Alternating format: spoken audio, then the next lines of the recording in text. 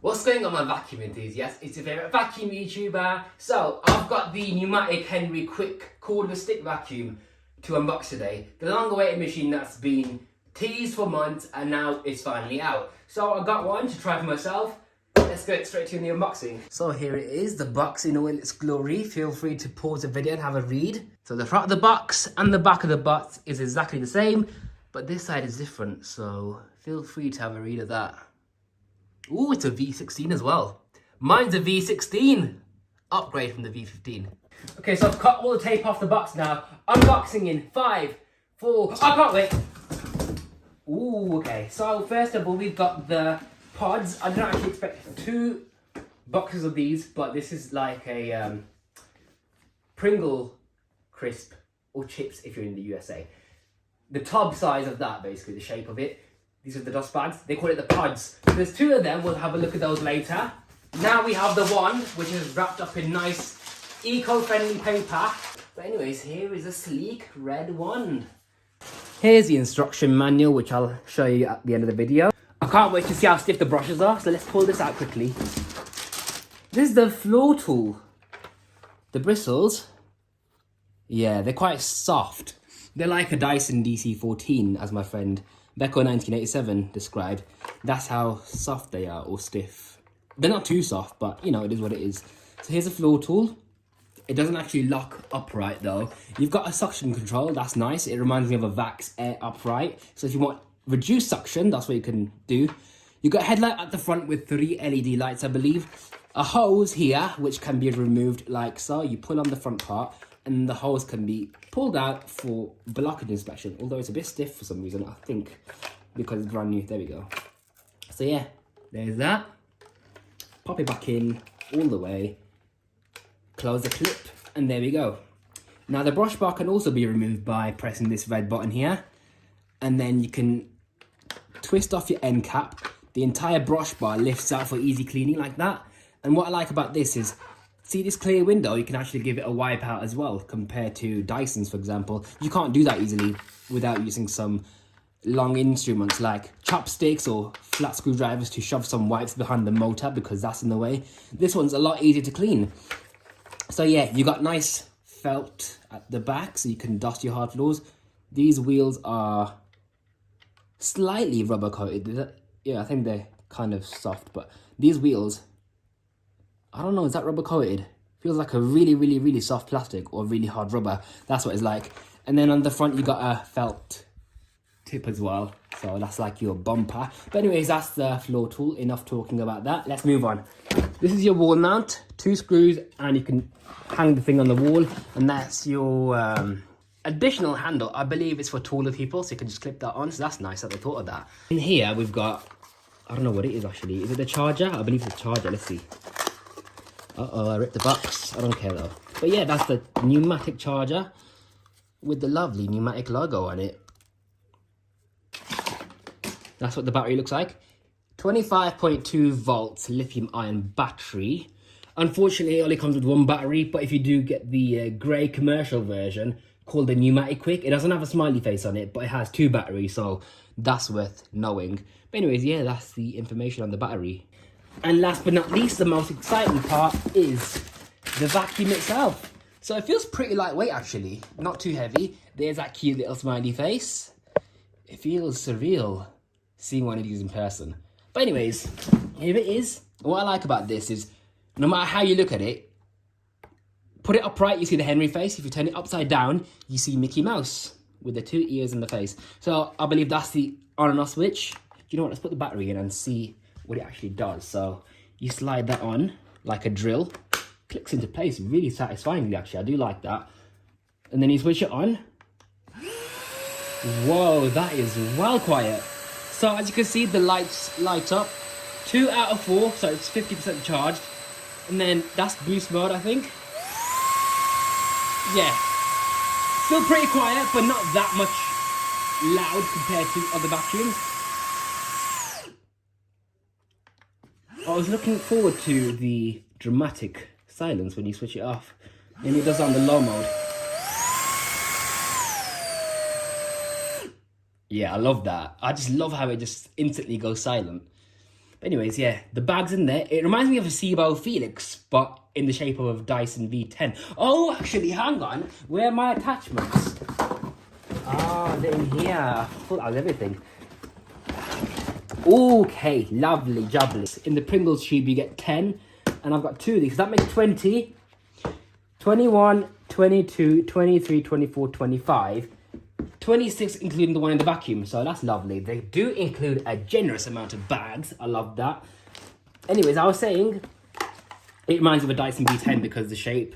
These are your attachments. They fit onto the bottom of the dust collection area like a Dyson V10. So this is your crevice tool.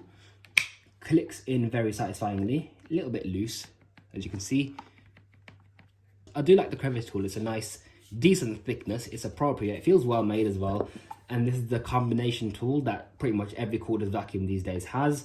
Back to the vacuum. Push down on this release trigger and the bag flip-flops open. Well, it should do because it's brand new. It's not going to come out easily. Let's try that again. There we go. That's the idea. So it's literally hygienic. No mess at all. And I was actually looking forward to vacuuming these bags out because I do mess tests, but unfortunately that's not the case because you got this annoying flap in here and that prevents all the dust from falling out because the bag is located in a way that gravity would make all the dirt fall out the bag. But unless I actually fold this properly, it's going to be quite difficult to vacuum out. But you're not meant to do that anyways because these are disposable, not reusable. So that's that. Inside of the bag we've got a fluffy kind of felt layer. So I imagine that's going to retain the suction really well. I don't know how many layers it has in the bag, but it feels like a decent quality bag. From what I can feel physically, it feels like 2 layers, maybe 3, but I'm going to stick to 2. The black color is entirely plastic. I don't know how it is going to be eco-friendly, but it is what it is. The vacuum itself won't switch on without the pod because there's a micro switch here. So if you press on that, basically when you have a pod in here, you shut it, then it activates that switch, but even with the door shut, it won't switch on unless that's depressed. So if I press on that now, it should work. See that? Okay, I forgot to take a look inside the vacuum here. So it's a lovely, clean, clear plastic, which should last long. It wouldn't get fogged up because it's not gonna get that dusty compared to Dyson's, which scratch all the dirt around the inside of the bin, clouding up the bin as a result. There's a filter, the pre-motor filter. Let's see if I can reach that. There we go. It's just a little piece of foam, as you can see. So the seal over here is quite substantial feeling. It does feel really thick and well made, so I do like that. This entire piece is entirely made out of rubber. Now let's test out the bag inflation. So you pop a bag in, close the lid. I have to lift up on this front bracket to actually lock it into place. There we go. Switch it on. So it doesn't really do on low power, but on high power it will do. Like that. So can I leave it on high power? No, it automatically defaults to low power as soon as you switch it on again. There's an air freshener included as well. On the back of the vacuum, there's a rubber cap you pull up on. Numatic told me they do different flavors or scents even. They do passion fruit, vanilla, all kind of stuff. That smells like a juice. That actually smells quite nice. I'm not going to put it in though because I've got eczema, so I'm sensitive to fragrances. So unfortunately that's going to stay in there. But it does smell nice. And then you got 2 screws for the wall mount, which they've kindly provided. So your tools or accessories clip onto the tool holder right over here.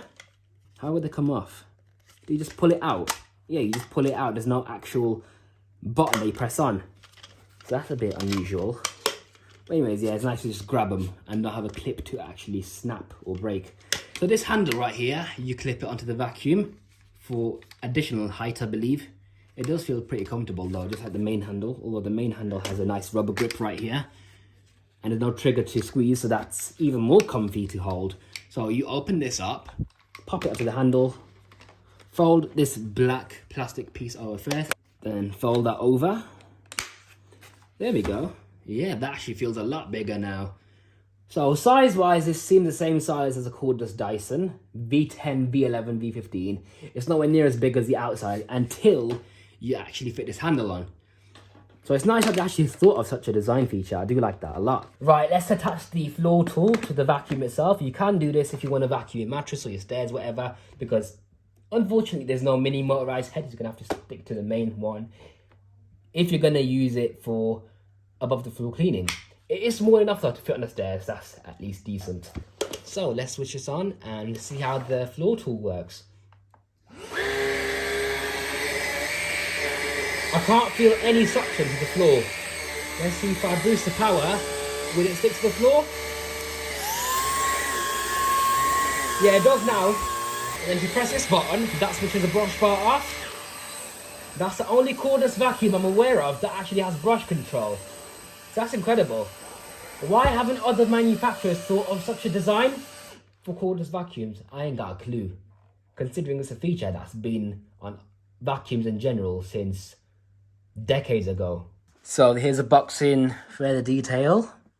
I'm going to rotate the box like a kebab now so you can actually see all around. It's exactly the same as the bag I just showed you. So there's only 10 of them and that's it.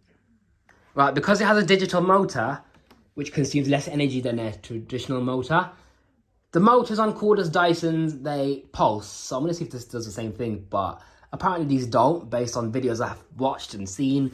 But I'm going to try it for myself anyways. Switch it on.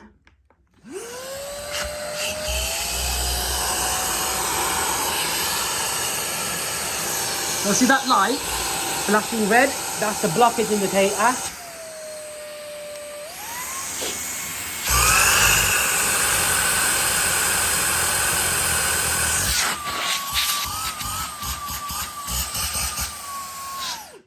So based on raw suction power, feeling it with my hand, it doesn't actually feel any stronger than the Dyson V10, maybe even less than the Dyson V10 on max mode. So that's a bit weird. And on low power, it doesn't seem that strong either, especially.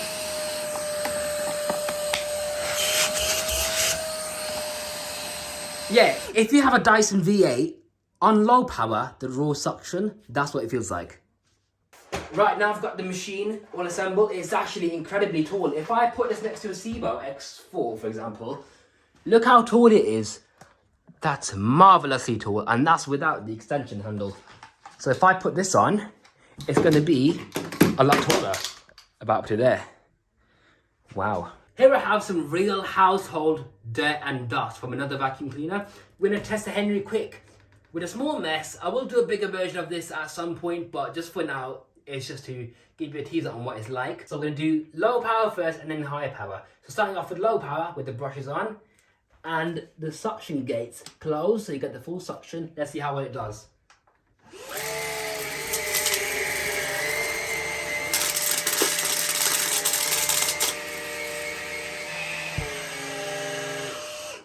Okay, that did really, really well. There was a bit of clattering around the brush bar because the solid objects, I think it was cat biscuits or something, it was just rattling around in the brush bar because there wasn't enough suction to actually suck it up, but eventually it did. However, we're going to try it again on high power. Let's see how it does.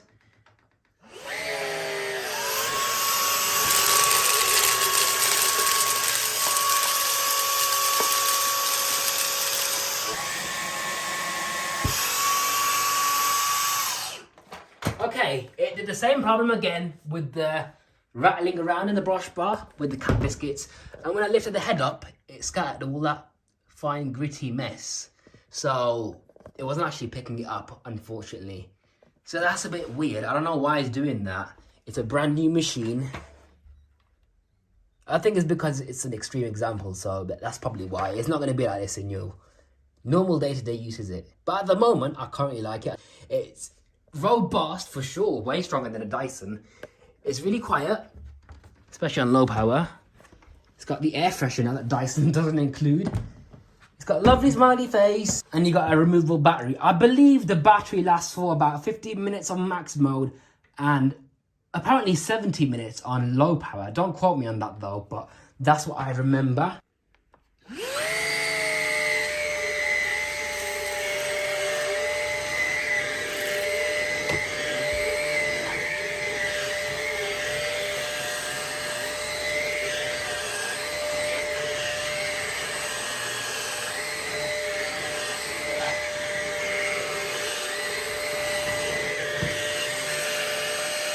So you can see on low power, it left a few bits of gritty material in there.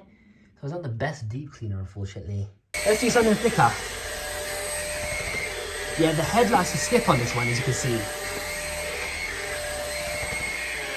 See how the carpet lines are uneven? Let's see if it does it on max mode. It does it less, but nowhere near as bad as on low mode.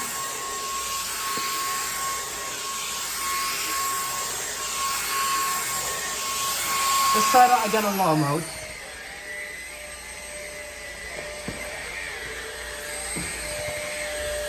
Yeah, it doesn't like this carpet at all.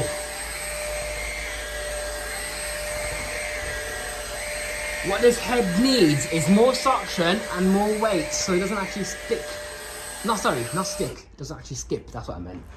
Okay, let's see how good the seals are. So if I drop the bin flap open, or the pod flap, whatever you want to call it, you can see that it's substantially dusty.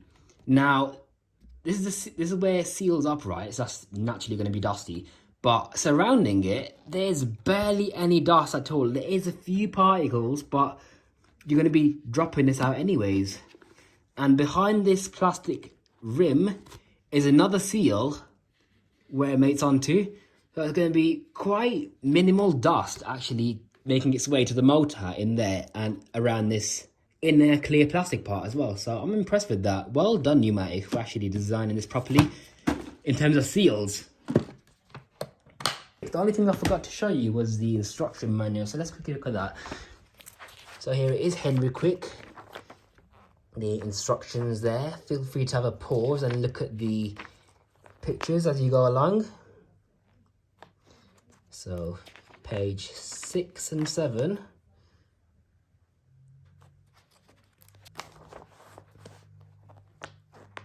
Emptying, handle fitting, in case it wasn't clear enough.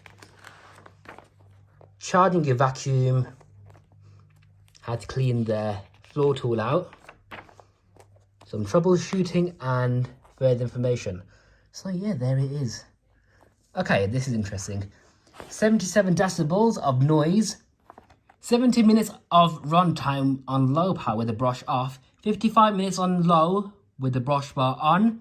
16 minutes on high with the brush off. And 14 minutes on high with the brush on. So yeah, there's the accurate runtime information. Although there is a disclaimer there. Run and recharge times may vary depending on ambient temperature and expected battery aging. There's your nerdy information right over there. And health and safety warnings, battery information, all of that. And it still keeps on going. If you really are interested in reading that, I'll show you that anyways. And last but not least, the schematic with the warranty, some notes, and whatever that is. So yeah, that's the instruction manual for the Henry Quick. Sorry for showing this boring book. Enjoy this final elegant shot.